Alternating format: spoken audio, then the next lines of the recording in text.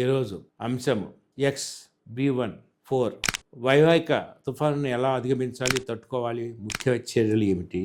ఇద్దరు వ్యక్తులు చాలా కాలం కలిసి జీవించవలసినప్పుడు తప్పక సమస్యలు, సంఘర్షణలు వస్తాయి, ఏర్పడతాయి. అవి అదుపు తప్పినప్పుడు కుటుంబం విచ్ఛిన్నతకు దారితీస్తుంది.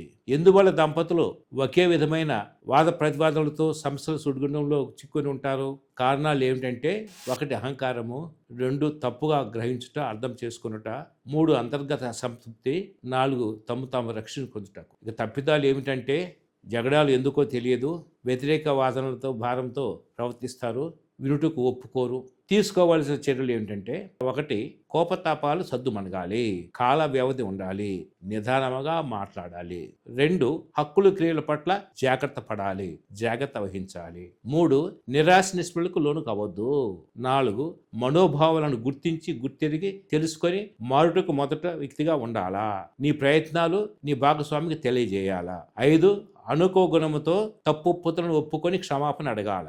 6 నిగ్రహం కలిగి ఉండాలి. అన్ని పరిస్థితులను తట్టుకొని సంతోషగానం చేయాలా. భవిష్యత్తుపై దృష్టిని సారించాలా, నిరీక్షణ కలిగి ఉండాలి. 7 ఆరోగ్యకరమైన ఓదార్పు, ఆదరణ. పని చేయగల సంభాషణ ఏర్పరచుకున్నట్లయితే వాద ప్రతివాదనలకు, ప్రేమపూరిత గుసగుసలకు స్థానం ఉంటుంది. 8 సావధానంగా వినాలా, అవతల వ్యక్తి మనోభావాలను, చింతన, వేదన తెలుసుకోవాలా. 9 సరి అయిన సమయము, స్థలము ఎన్నుకోవాలా. 10 అసలు మూల సమస్యలు ఏదో తెలుసుకోవాలా. 11 ఒప్పుకొని అంశం ఏదో తెలుసుకొని ఉండాలా. 12 సమస్యకు తను ఎంతవరకు బాధ్యుడో తెలుసుకొని వాళ్ళ ఒప్పుకోవాలా, సరి చేసుకోవాలా. 13 ఇష్టాలు తెలుసుకొని ప్రవర్తించాలా. 14 అనుకూల భావం కలిగి ఉండాలా, మంచిని ఆశించాలా. నమ్మిక, నిరీక్షణ, ఉత్సాహపరచుకోవడం చాలా అవసరము. 15 స్వార్థమును విడనాడాలా. అహం, అసహనం, ఆగ్రహం అనే అకర్తయాన్ని విసర్జించాలి. 16 వివాహము విజయవంతం ఒకటకు తగిన సరి అయిన భాగస్వామి లభించినప్పుడు కాదు, కానీ మనము సరి అయిన భాగస్వామిగా మారినప్పుడు మాత్రమే. నమ్మి కలిగి జీవించాలా.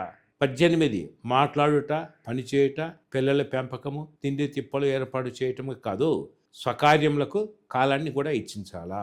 Have a fun and play in the family. 19 అప్పుడప్పుడు బాధ్యతలు మార్చుకోండి, ఇతరులు నడిపించడానికి అవకాశం ఇవ్వండి. 20 ఒదిగి ఉండటంలో సంతోషించండి. 21 మాట్లాడే ముందు ఆలోచించండి.